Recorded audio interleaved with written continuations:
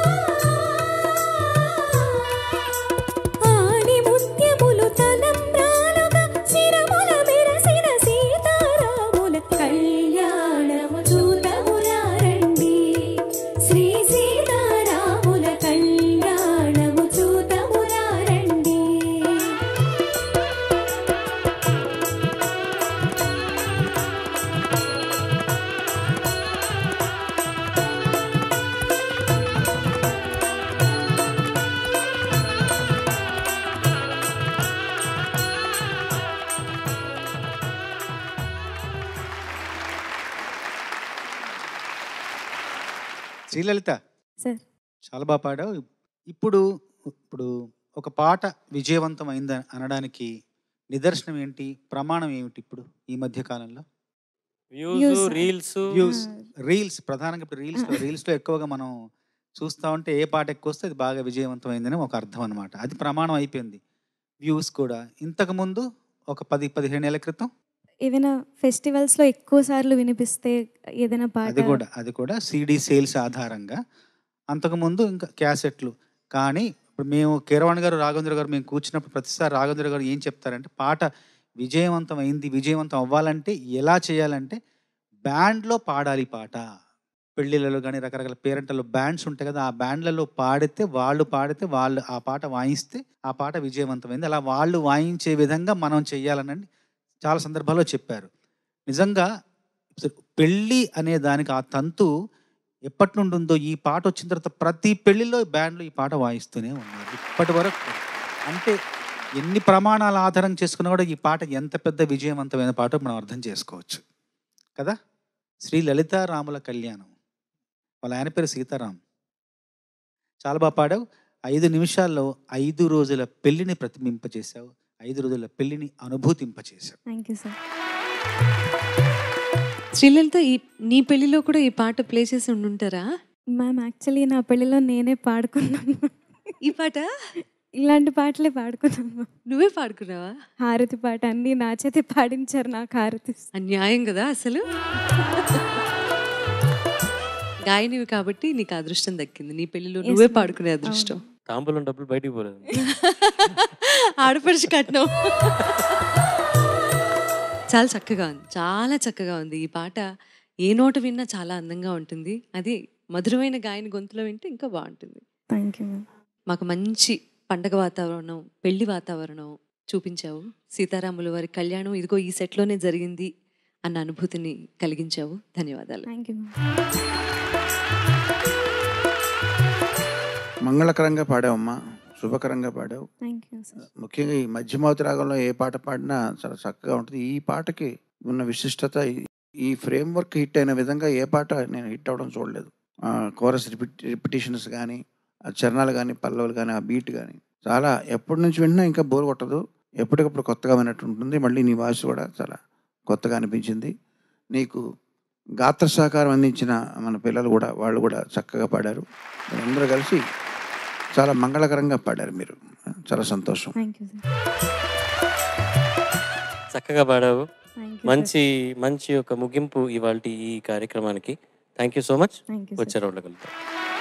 లిపిలేని కంటి భాష లవ్ ఏమైనా చేస్తుంది, మనతో ఏమైనా చేయిస్తుంది. అలాంటి లవ్ థీమ్ సాంగ్స్ తో ప్రేమ పవర్ ఏమిటో అన్నది పాటల మూలంగా చూపిస్తున్నారు. చదవని నీ లేఖని ప్రణయ లేఖని. నేను కూడా ఓ ప్రేమికుడిని అని నా స్టోరీ చెప్పదలుచుకున్నాను.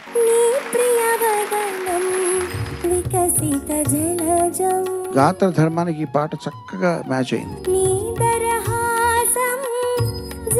ఆవిడ కాళ్ళ దగ్గర కూర్చొని ఈ పాట పాడాను. ఎంపిక చేసుకున్న ప్రేమ గీతాన్ని చాలా ప్రేమగా పాడారు. ఈ రాధకు నీవేర ప్రాణం.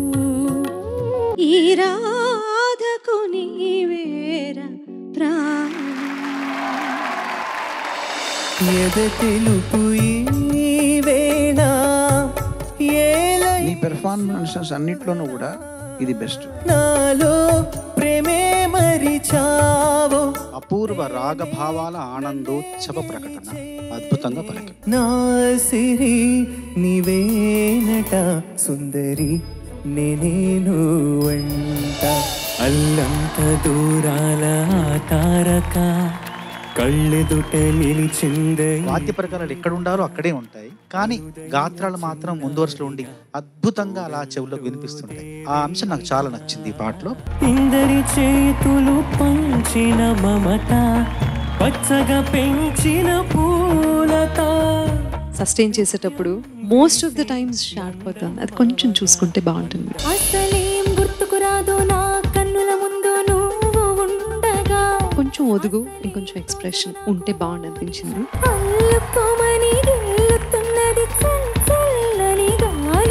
ప్రేమ కంటే ఇంకొక మెట్టు ఎక్కువగా ఉండే పదం ఏంటో తెలుసా? పట్టించుకోవడం.